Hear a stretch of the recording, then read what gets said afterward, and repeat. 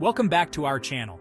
Today we're going to explore some of the most common car problems and teach you how to tackle basic repairs.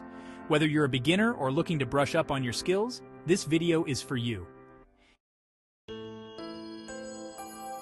One of the most common issues car owners face is a dead or discharged battery. This can happen for several reasons, including leaving the lights on, a failing alternator, or simply an old battery that needs replacing. If you encounter a dead battery, here's a quick fix. First, check the battery terminals for corrosion and clean them if necessary. Use a multimeter to test the battery voltage. If it's below 12.4 volts, the battery might need charging or replacement. Another frequent problem is a flat tire, often caused by punctures, worn-out tread, or improper inflation. To fix a flat tire, first, find a safe location to stop.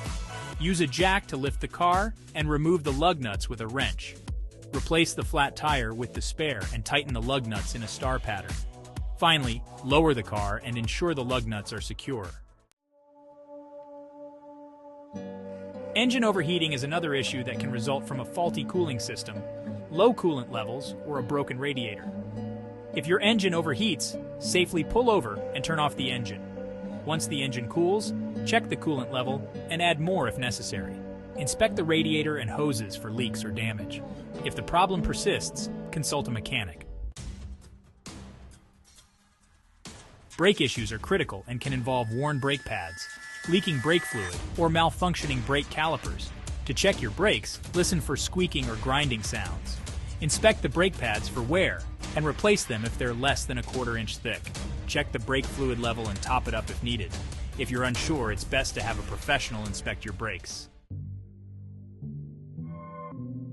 Starter motor failure is another common issue that can prevent your car from starting, often due to wear and tear.